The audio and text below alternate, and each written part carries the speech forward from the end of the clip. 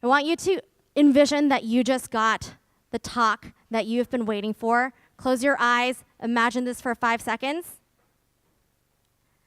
and give Mikey a huge round of applause.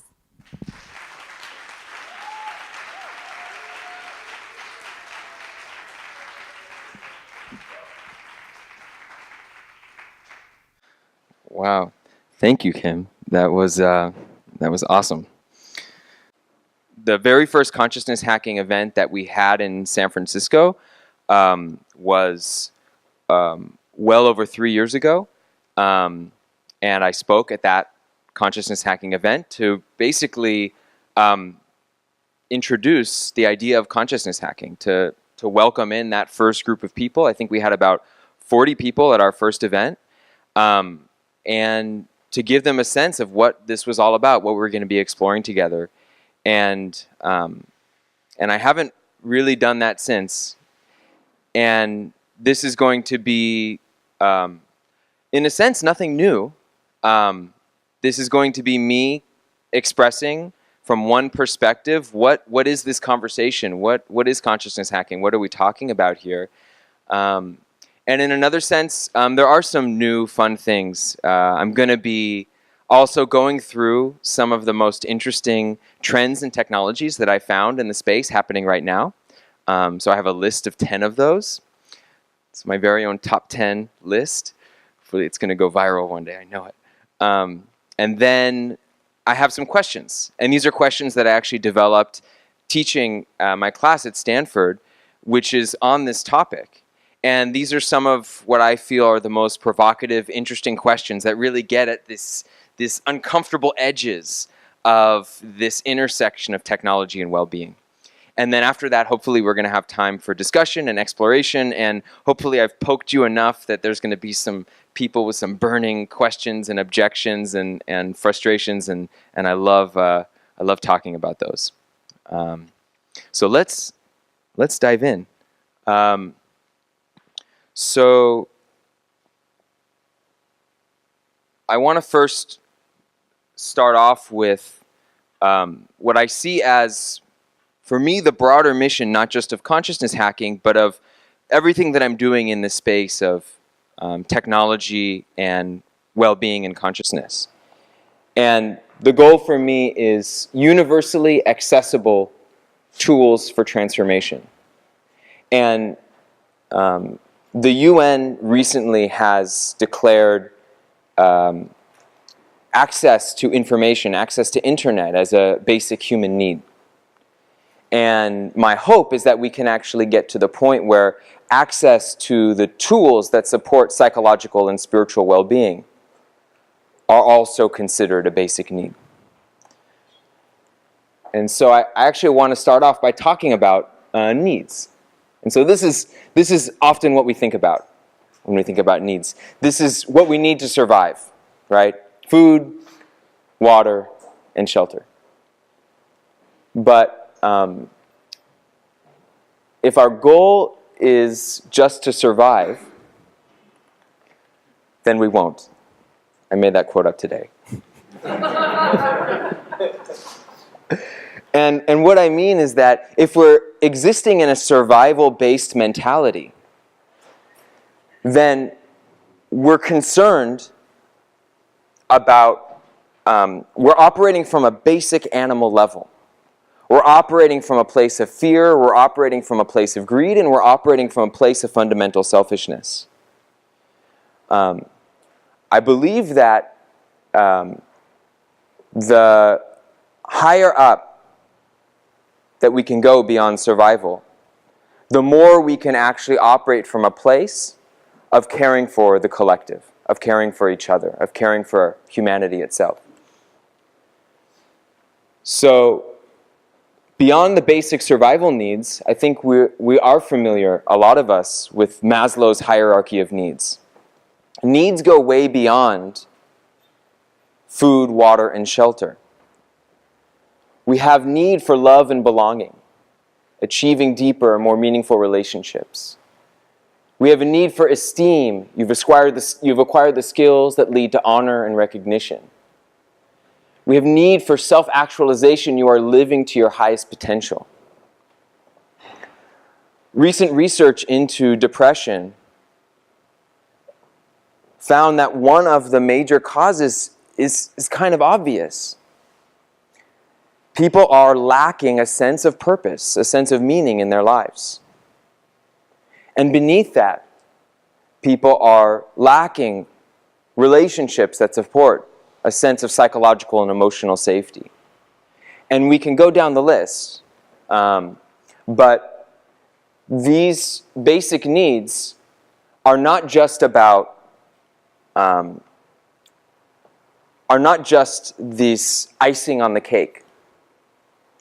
These are things that we actually need to live in a world collectively that is flourishing. And Maslow actually revised his hierarchy later on in his life. And he took it beyond self-actualization. And he took it to this level called self-transcendence. And this is a lot of what spiritual traditions point to, and this is a lot of what I'm actually really excited about and what I believe a big part of the heart of consciousness hacking is pointing to. That beyond these basic needs for survival, and beyond the needs above that that have to do with our emotions and our psychology, even beyond that, there's a need and a capacity to know ourselves as something deeper than our individual separateness. There's a need to actually recognize that we are part of a larger and deeper interconnected whole. There is a need for a spiritual awakening that is, in a sense, something fundamental to who and what we are as humans. And it's the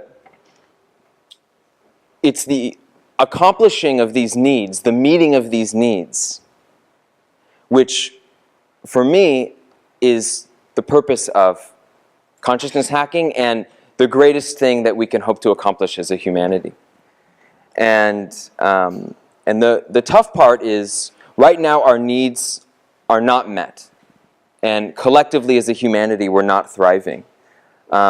This is an interesting list from the Center for Nonviolent Communication. And I'm not going to obviously read all these words, but this is a list of feelings that are connected to what happens when our needs are not met. And I'll just read the categories: afraid, annoyed, angry, aversion, confused, disconnected, disquiet, embarrassed, fatigue, pain, sad, tense, vulnerable, yearning. And this is the state that most people on this planet are I would say, a very large portion of people on this planet are living in, and the statistics unfortunately back it up. If you look at stress and anxiety, if you look at depression, if you look at loneliness, if you look at suicides, these are all breaking records. These are all conditions which are running rampant.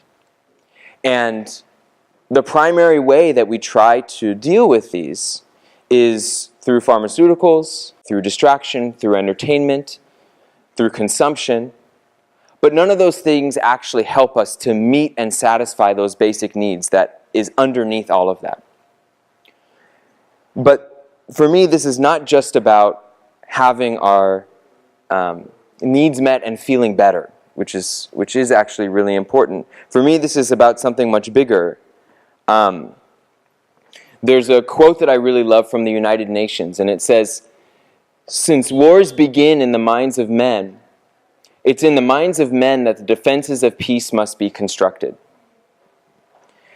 And this is, in a way, the part of the thesis of, I guess, my vision of what's happening here. And it's the idea that people that are suffering perpetuate a world of suffering. And people that are in power that are suffering are very powerfully perpetuating a world that is suffering. And we exist in a world where those basic needs are not met.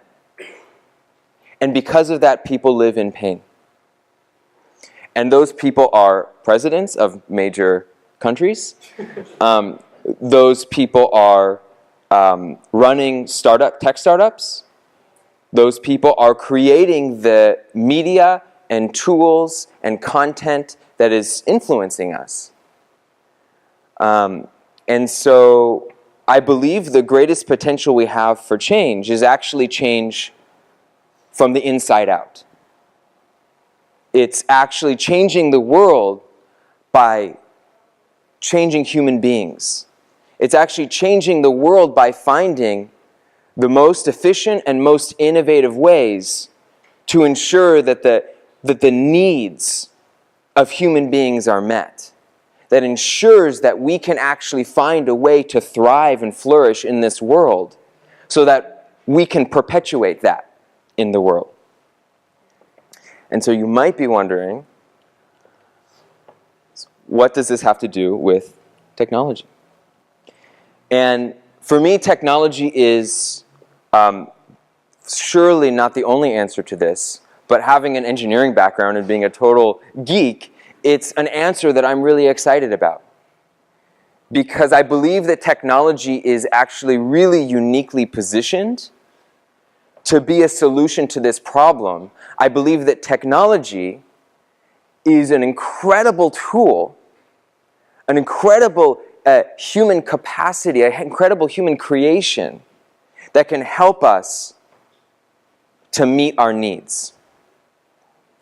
And I'm going to offer 3 reasons why. The first one is technology is perhaps the most universally accessible cultural construct on the planet. More so than language, than food, than religion, than dance, than music. Over 90% of the planet has an active cell phone account. Technology like phones, like tablets, like automobiles, transcend all cultural boundaries. And so if we can actually package extremely powerful tools that support transformation and help people to meet their needs as technology, then we can bypass so many of the cultural restrictions that other forms would be limited by. So another really unique property of technology is it's intelligent and dynamic. And what I mean by that is if you look at the ways that transformation, especially the upper parts of Maslow's hierarchy, has been supported in the past, often through spiritual traditions, it's come in the form of books or teachings or maps. It's come in the form of a guru or a single teacher who is going to give you the way, right? But these are very static forms. They're very confined and constrained. But technology has a very unique capacity. Technology can actually learn. It can shift. It can adapt. It can actually compile data from hundreds of thousands of people and optimize in order to meet you exactly where you're at, which a book cannot do. A book is going to be the same for every single person that picks it up. And the last thing is technology is massively scalable.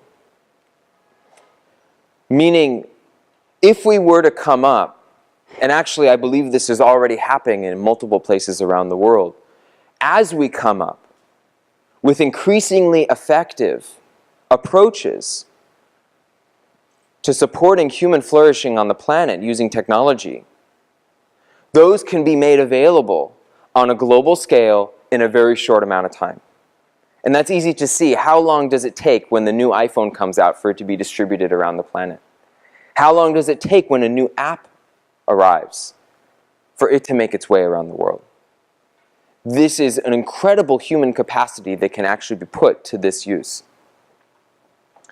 So often when I give these talks, people are pretty confused because when they think about technology, the last thing that they think about is human flourishing, transformation, human well-being, mindfulness.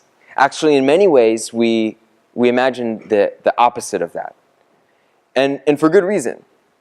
the technology as it's designed right now is in a sense designed to distract us. Meaning, like, if you're, there it is, if the phone didn't have the capacity to distract you, it would be broken and you'd have to take it back to the Apple Store.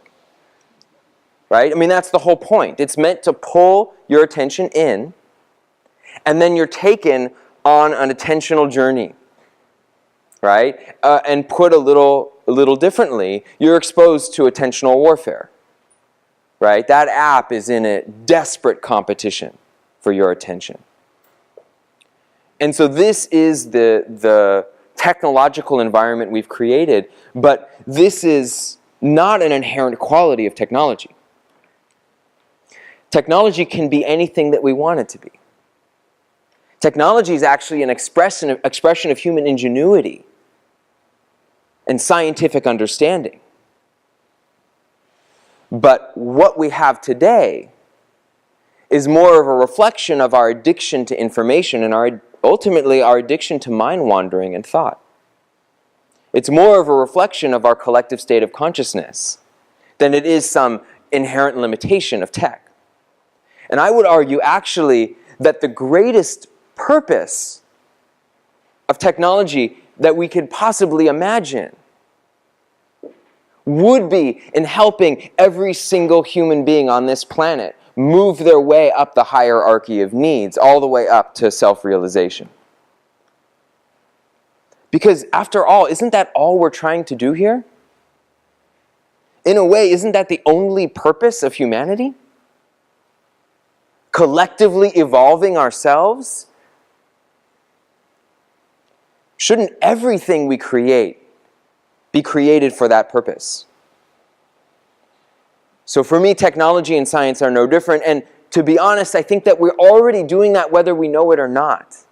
It's just that sometimes we get confused and we think we're trying to do this or we think we're trying to do that. But really, that's the only goal we ever have. Right? Is moving up that hierarchy of needs. And so what I would say is let's just do it explicitly. Let's be clear about what our goal is. And when we go to do that startup or we go to design that technology, let's not beat around the bush. Let's actually design to support the maximum human flourishing of humanity. And so how do we do this, right? And for that, I kind of bring up this other idea, this idea that we are what we build, and we build what we are. And for me, this idea is fundamental to this whole space of transformative technology and consciousness hacking and even art and therapy. It's really fundamental to everything. But for what we're doing here in this room, for me, it's actually fundamental to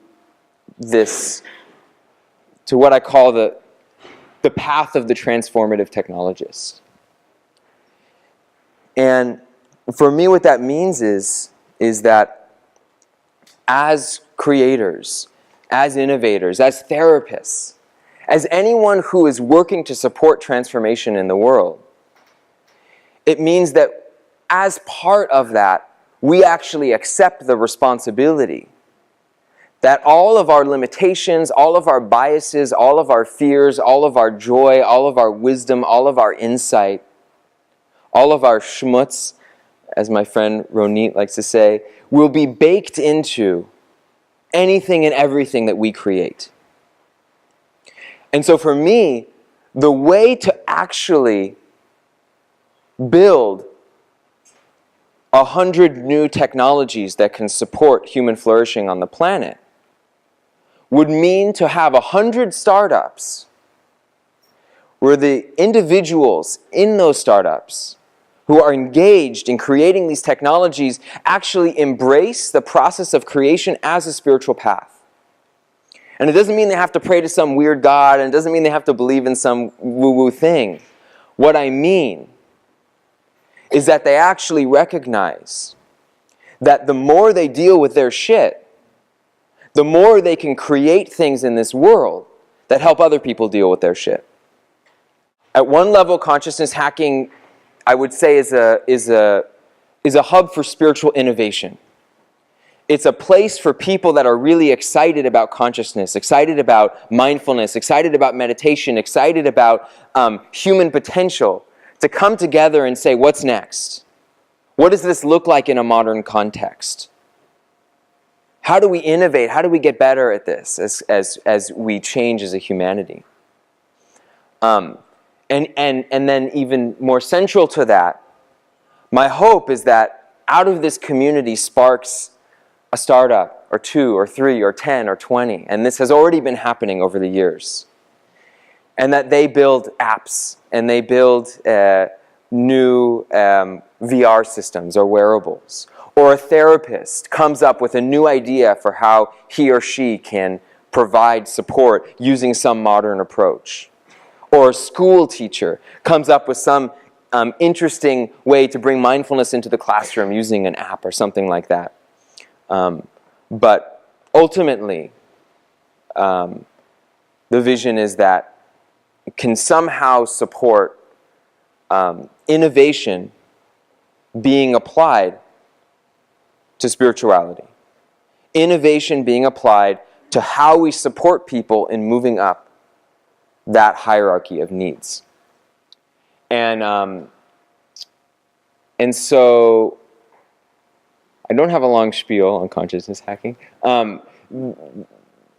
Consciousness hacking started off as a group of people, actually about 8 people sitting around in a circle in Santa Cruz, California, where I was living at the time. I remember when we were going around the circle and people were introducing themselves, and someone introduced themselves as a quantum supercomputer from the future. I was like, maybe Santa Cruz isn't the best place to start consciousness hacking, because what I really wanted, and what the vision has been and continues to be, is to be very grounded, to be secular, to be connected in with science, but to be unabashedly spiritual. To be willing to say, it's not just about basic human needs, but actually we're shooting for the very tippy top of the pyramid. And to build community of people that are interested in sharing around that and exploring that together. And amazingly, consciousness hacking just sort of continues to kind of cruise along. Just in the last few weeks, we welcomed Zurich, Ubud, Bali, and Corvallis, a city I hadn't heard of, to our ranks of consciousness hacking. I think we're getting close to 35 communities around the world now. And we even had a fun thing happen where Amsterdam showed up, and we didn't even know that they showed up, and someone just found it on the internet. So that's kind of fun. So we kind of imagine maybe there's 2 Amsterdams. They're just dancing around each other, you know. So maybe there's hundreds of other meetups out there we don't even know about. So that's my overview. That's kind of giving you a sense. I made that today. I've never quite introduced it that way, so sorry if it was a little kind of choppy and weird. I'm still honing it. But what I want to do now, after you've kind of gotten a basic sense of what we're talking about here, is I want to now go through 10 of the most interesting trends that I see in this larger space of consciousness hacking and transformative technology. And then after that, we're going to hit up some spicy questions. Okay? Here we go. So the first I call wearable wisdom. Constant presence guiding you to optimal states of flourishing. And one of my favorite examples of this is from my friend Rohan. So this is called the Leaf, and this is a device you can buy now, and it sticks onto your abdomen, and it monitors your heart rate variability. But instead of you sort of having a session where you sit down and you decide, okay, I'm going to do 10 minutes now, and you turn it on and you do your session, this does what I call full-time, real-time feedback. Meaning it's moving closer and closer and closer, and this is sort of the, for all of these, I'll kind of give you the sci-fi vision of it. This is moving towards something that begins to augment us like a new sensory system. except instead of helping us to see better or hear better or feel in a different way, it's a sensory system that helps us reduce stress, to be connected with mindfulness and presence 24 hours a day, 7 days a week. This other trend I would call enlightenment engineering, rapidly accelerating the contemplative path. So what you'll find out there is that a lot of these technologies are targeting for different things. And most of the stuff, if you look at that Maslow's pyramid, the bigger the chunk on the pyramid, the more resources you have allotted to it. So if you look at that very, very tippy top of the pyramid, self-transcendence, there are actually very few projects that are trying to do that. And that would mean actually taking a scientific approach to engineering enlightenment, what many spiritual traditions would call spiritual enlightenment. And this is actually data from a project which is trying to do something like that. And this is from a researcher named Judson Brewer. And he wouldn't, by the way, describe what I'd be upset if I said what I just said in public. What this data is actually from real-time feedback in an fMRI machine. An fMRI machine is a device that actually reads what's happening inside your brain. But you can do it not just to record data and check out the data later. You can actually do it to see what's happening in your brain right now. And so the setup was that someone's lying inside the machine, they're looking up at this graph, and they're seeing their own brain activity. And can you see that the top is red and the bottom is blue? Should we turn the lights down a little bit? Let me just turn the lights down. So red means that this part of the brain that they identified as being connected with these awakened states of consciousness, that part of the brain is active, which means that you're not in the desired state. And the blue means that this particular part of the brain that they had identified with being in these deep states of meditation is inactive, which means you are in that state of consciousness. And so you can see in this first one and the second one, there's red and blue and it's all mixed together, and the instruction that the subject was given was focus on your breath. Actually, the instruction was feel your breath. And this is a novice meditator. And at some point during the thing, they realized, wait a minute, I'm not feeling my breath, I'm thinking about my breath. And by actually watching these graphs, they were able to realize the difference between thinking about their breath and feeling their breath. And you can see in this last graph, the whole thing is blue, which means that their brain state totally shifted, and they said they began to focus more on the physical sensation instead of thinking in and out. And this is an example of how technology-augmented self-awareness can actually accelerate this path, not just of meditation, but of actually changing the brain to resemble that of these deep and profound states of consciousness. So another thing we call the bliss buzzer, implants that invisibly shift our psychological, emotional, or spiritual experience. And so this is an X-ray of an actual brain implant. There are already lots of these functioning in the world. They're primarily used for epilepsy. But these are actually closed-loop systems, meaning it's a little electrode inside your brain, and it's measuring one part of your brain, and when it senses a certain kind of activity, it zaps another part of your brain, right? But now what's beginning to happen is these same devices are beginning to be applied to depression. And there is there is research going on, partly funded by the US government, to actually see how can you create a brain implant that actually zaps away negative emotion to support people that have PTSD. And this is really interesting because on one hand, for those of us that are like committed to consciousness and transformation, and we might respond to that and say, wait a minute, if you just zap away your negative emotion, you're never really going to be able to deal with the underlying cause of the pain. that it's not a deeply integrated approach. But there's a flip side of it. The statistics on veteran suicide is staggering.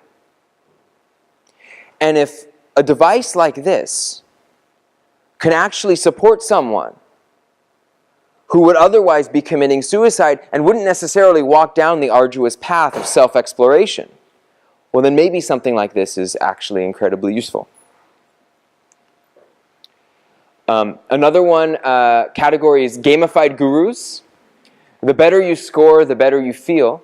Gaming. They changed their name to neurotech, but there's a lot of stuff happening in this space. This is an example on the left. This is the cover of Nature. And Adam Ghazali's lab at UCSF actually found really significant results for attentional training using games.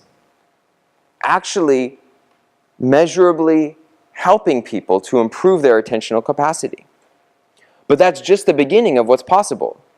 What games really represent, in a sense, are this human pinnacle to entertain and to hold human attention. So what if that same ingenious ability to create these entertaining gaming systems was applied to helping people be more present, to be more connected, to understand their emotions better, to be more empathic, right? What if the millions and millions of gaming hours that are being spent right now already inside of these massively multiplayer games were actually also, in addition to that, uplifting the people playing those games and helping them to thrive in their life. So technoceuticals, so prescription technology challenging the pharmaceutical industry. So this is a device called the Fisher-Wallace device, and I think this is their effort to be cool over here.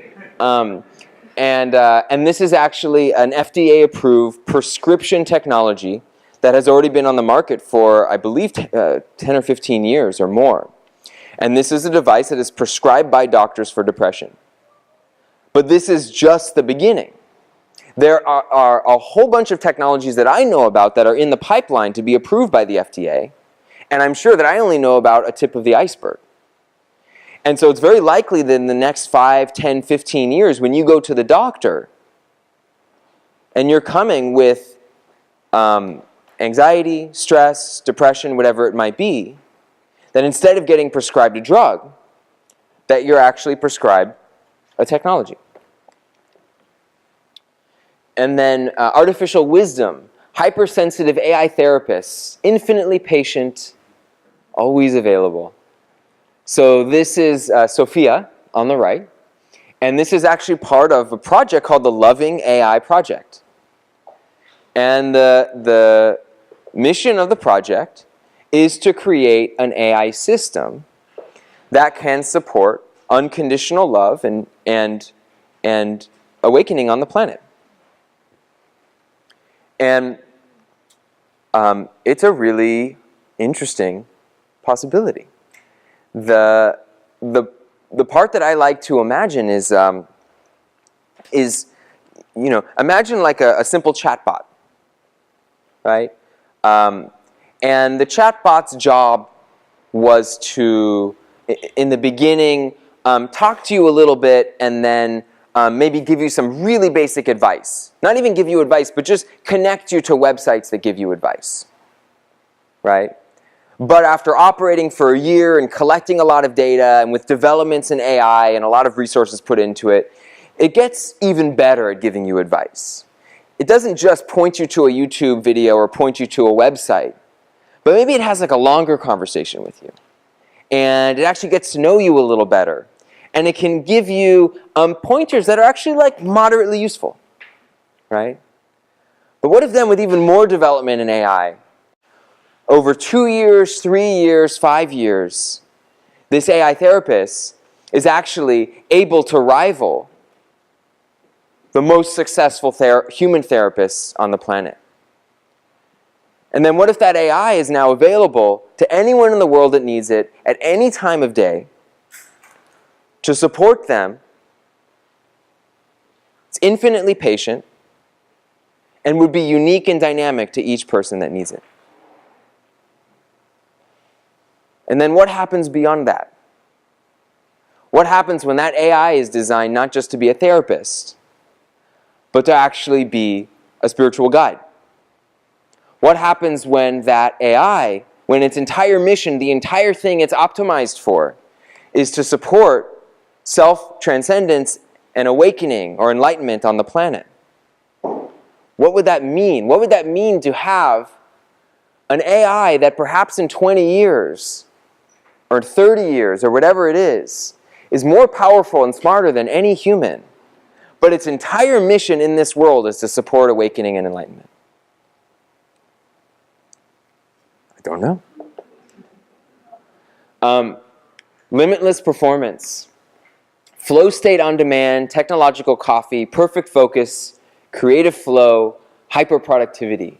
So this is someone wearing the Think.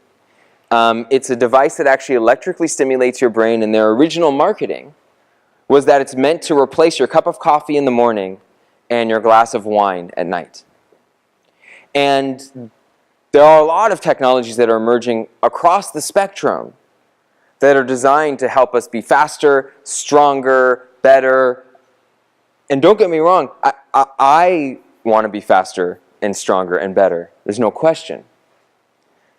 In a sense, this is something we all want, right? And one of the questions that comes up for me with these technologies is why? Why do we want to be better and faster and smarter? To what end? Is it because we want to get better at perpetuating love on the planet? Or is it because we feel insecure and we think that if we can only get better at what we're doing, then finally we'll get the approval that we need? I'm sure all of the above. So, digital shamanism, tech more potent than psychedelics. So, I put this up here just today. There's a VR company called Trip, which raised $4 million for mood-altering virtual reality experiences. And a buddy of mine, Tim Chang, was involved in the funding of this company, and he has been describing, we met at Burning Man, and he has been describing his dream to me for years, which is a technology that can take you on a trip. A technology that can actually be mind-altering, that can provide you with the same benefit and the same type of experience that psychedelics do. And for me, there's no question that in 10, 15, 20 years, that we will see technologies that are more potent than the most potent psychedelics that exist today. But the interesting thing about them is there's an on-off switch. The interesting thing about them is they can actually sense and respond and change dynamically in real time. And that brings me to reality hacking, the infinite possibilities of virtual and mixed reality. And for me, virtual reality is the most potent thing that humanity has ever created to hold and maintain human attention. And there's a reason why every single meditation technique ever created is some sort of instruction on how to shift the shape and quality of human attention. And the reason why is because we are what we attend to. The direction and quality of our attention defines what we are. It creates our reality. And every marketer on the planet knows that the better you can hold human attention, the better you can influence that person. The ability to hold attention is power. It's one of the most fundamental forms of power that exist in the animal kingdom, not just for humans. And this is like the pinnacle. It's like the atomic bomb for holding human attention. And so it brings up these really important questions like, well, what's it going to point us to? Right? Because it's very different if you take something like this and then you point attention towards zombies getting their heads blown off, or if you point attention back to ourselves, back to our present moment experience in a loving and kind way. You know, it's pretty obvious that we are social animals, right? We spend a lot of our time interacting with each other. And actually, if you look at positive psychology research, they consistently name one of the top, if not typically the number one determiner of our well-being as not the quantity of human connection, but the quality of our relationships. And if you look out in our technological landscape, what you'll see very obviously is that we're more connected now than we've ever been. There's, I think, something like 2.3 billion people on social networks worldwide. But we're also 2 to 3 times lonelier than we've ever been. And so something is not matched there. And I personally think it's wonderful we are using technology to try to satisfy this deep impulse for human connection. And in some ways, we're scratching that itch, right? It is satisfying in some ways to exchange information with people and hear about what they're doing. But also, in another sense, depression is directly linearly correlated with how many times you hit the like button. So something's not there. Something's not right. And from my perspective, what I want to see is not, what I want to ensure is that this inevitable move towards our social life being technological, that technology supports the deepest and most meaningful human connection possible. And I've been working on that. One of the projects I'm working on is called the Group Flow Project. And of course, we had to do some important field testing at Burning Man. That's part of just part of the work, people. To kind of give you I guess starting at the nerdy sense. Well, maybe I'll start back here. So basically, the big idea is it's a bunch of people sitting in a circle. We can accommodate 24 people at a time. They're connected to sensors. And then that data is fed back into a central system. And then a feedback loop is created through sound and light and music to create a kind of a group collective biofeedback or self-awareness experience. And so from a techie perspective, this is the kind of stuff we've got going on. So every single person has their own headphones so they can get individual sound. Every person in the lower left has their own light so they can get individual light feedback. Every person has a sensor module. And then the sensor module can be connected to measure brain, heart, muscle, can measure electrodermal response, that's like emotional arousal, and can measure, and respiration. These are 2 ways of measuring respiration, through temperature and through diaphragm expansion. And it's a very techie, nerdy thing. This is what it looks like actually in action. And that was actually at Esalen.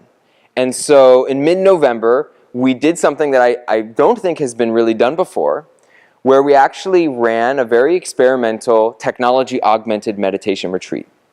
It was a 3-day retreat, and it was led by a friend and collaborator named Dustin DePerna, who's an incredible meditation teacher and really experienced retreat leader.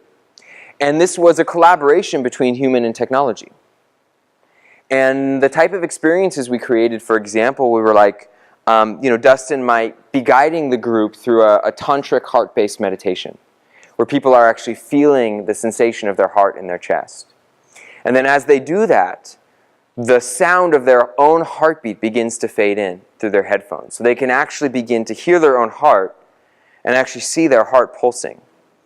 And then they might be guided to turn to their neighbor and actually then guided through a meditation process of actually building empathy and connection with that neighbor. And as they're doing that, the sound of their neighbor's heart then enters into their headphones. And then their neighbor is hearing their heart. And then they're seeing each other's heart pulsing on these lights. And people describe this experience as by being able to actually hear and see this other person's heartbeat, it allows them to connect with the humanity of that person in a way that they never had before. And so I want to show you a couple other examples. So there's what this project is really it's an open source platform where hundreds of different experiences can be experimented with.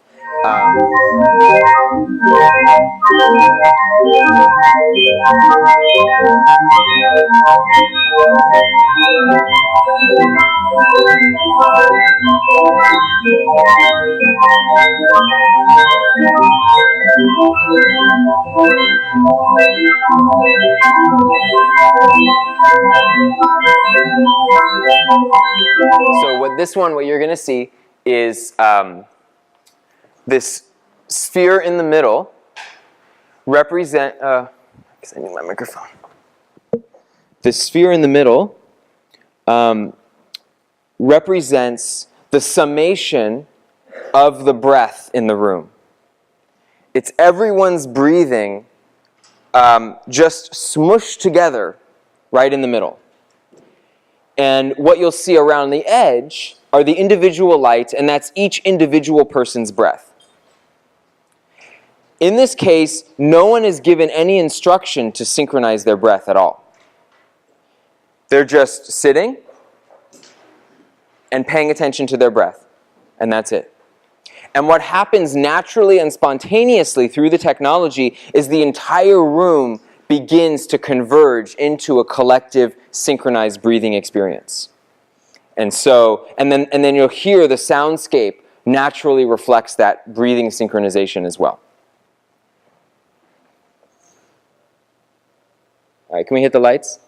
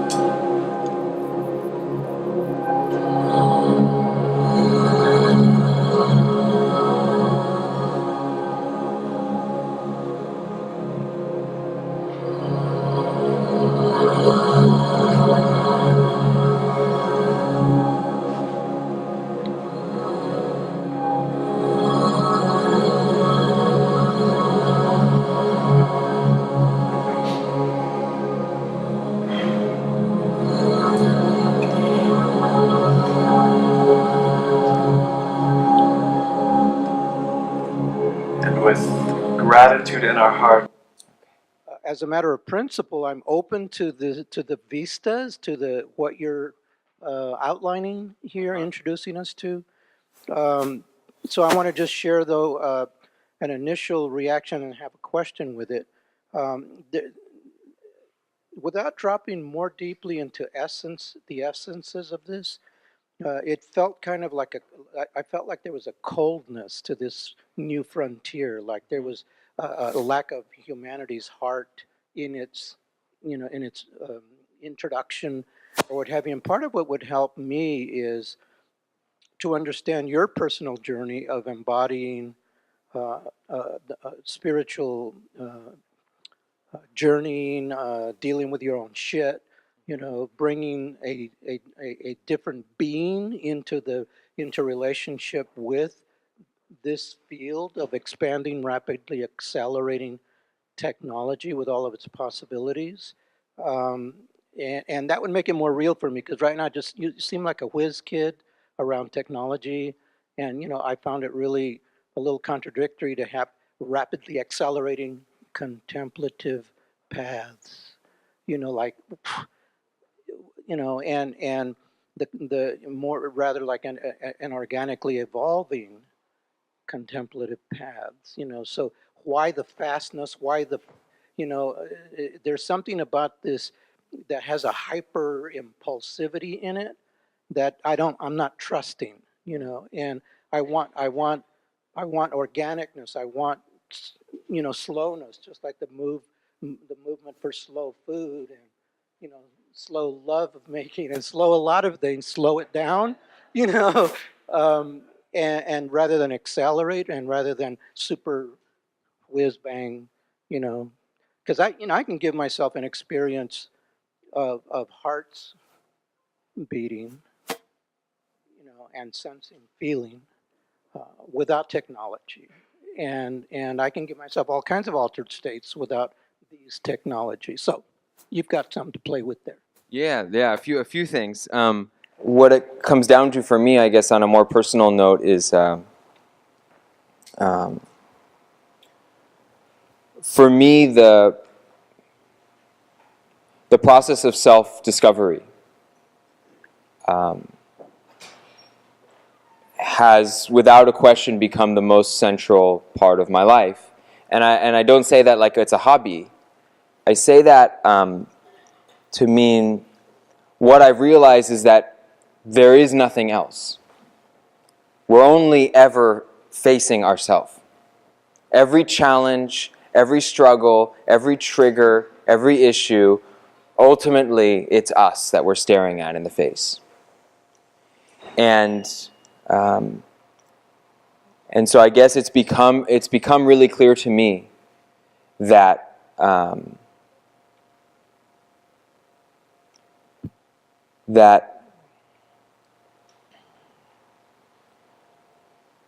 that's the most, for me, that's the most important thing for anyone to be doing. And that every single issue, every single problem we face as a humanity is just a reflection of our disconnection from ourselves. Every single external conflict is a reflection of internal conflict. And I can see that so clearly in my own life.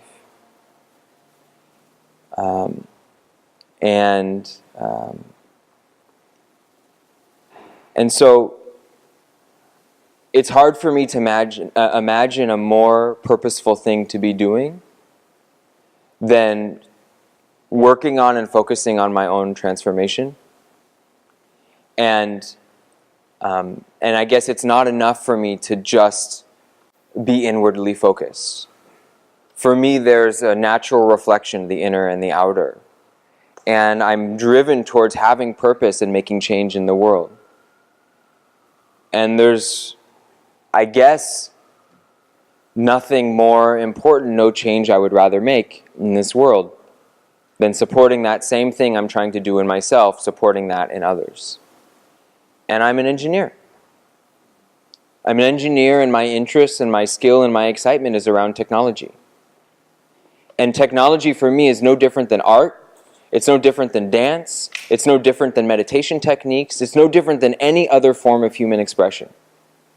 Anything that we do, that we create as human beings, has the capacity to be in support of awakening on this planet.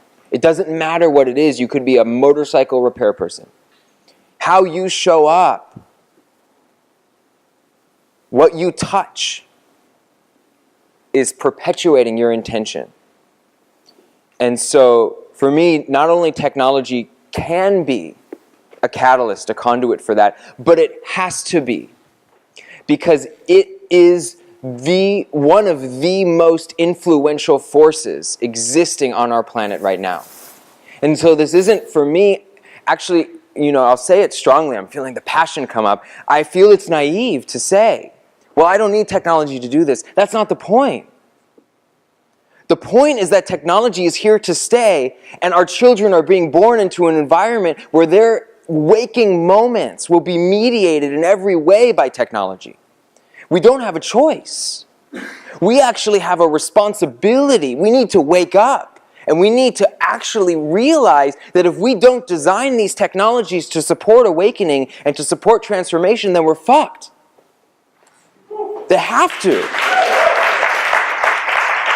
So,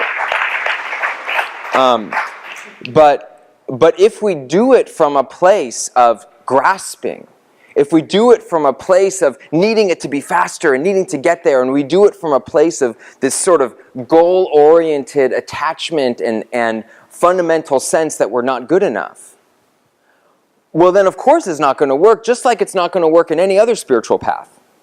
You know, the conditions are no different, you know, and I'm sure you're sensing in me all kinds of schmutz, you know what I mean? I don't claim to be anywhere near, you know, anything happening over there. And the other thing that I'll throw out there is that there is a lot of understandable but consistent resistance that shows up. And it totally makes sense to me. And, you know, one of the common resistances is kind of stems from a lot of certain puritanical ideas. This idea of how much we need to suffer before we can actually be healed, before we can awaken, before we can actually come home to who and what we are. And so that's one of the resistances that crops up, this notion of time and how it relates to transformation, this idea of something being too fast, this idea that there should be a speed limit, and the idea that organic means slow, according to some kind of clock, but actually that's not true. There are things in the animal kingdom that move incredibly fast. Think of how a virus spreads through a population. Think about the growth of exponential growth of fungus. I mean, it's extraordinary how much certain organic natural processes can move at breakneck speeds. And so my sense is that for me, it comes down to the idea of skillfulness.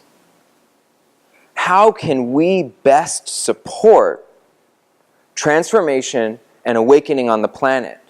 And we need to let go of all of our preconceived ideas of what that is supposed to look like. Because if we say, okay, we're going to use tech and all of these new approaches to try to support awakening in this totally new modern context, but we're still going to drag around certain ideas that are 2,000 or 3,000 years old, that says, yeah, and you got to sit on a cushion, you know, or you got to have your eyes closed, you know, or it has to move at this speed. Well, then what we're actually doing is we're limiting the potential to come up with approaches to transformation that we could never have possibly imagined. And in my view, the way that my children will connect with themselves and each other, and when I mean connect, I mean really connect. I mean connect in a way where your heart is ripped open and you feel that person as yourself. But the way that they connect, in my view, could look nothing like what it looked like 100 years ago. And for me, I need to be open to that. Because what I care about is the transformation, not the how. Yes? Exopolitics, ET disclosure movement, that is talking about AI and transhumanism and what the end game is according to a lot of that information that's coming through? I believe that the dangers and concerns that are pointed to by various parties about AI are very real and valid. And I do think it's quite possible that AI could pose one of the biggest existential threats to humanity that we've seen. And my answer to that is that the AI that we create will be a reflection of the individuals that create it. It will be a reflection of the intention, the wisdom, the state of consciousness underneath it. And I don't think there's just one AI. I think that there will be many AIs emerging from many different places, because what we think of as AI is actually just a certain configuration of intelligence. The same intelligence that beats your heart, the same intelligence that talks my mouth, right? It's all the same natural intelligence, but depending on its substrate, depending on the parameters baked into it, it can take different forms. And for me, one of the coolest and most important things that we can be working on is actually what I call artificial wisdom. And that some of the ideas behind that include creating something like a startup ashram, where you have, and there are actual projects like this going on, where you have people that are spending half their day meditating in a monastic style, 4 to 6 hours a day, and then half their day coding, where the code that they write, the technology that they're creating, is literally a direct reflection of that state of consciousness. And if we design an AI from that place, with the intention to support awakening on the planet, then what would that look like? You know.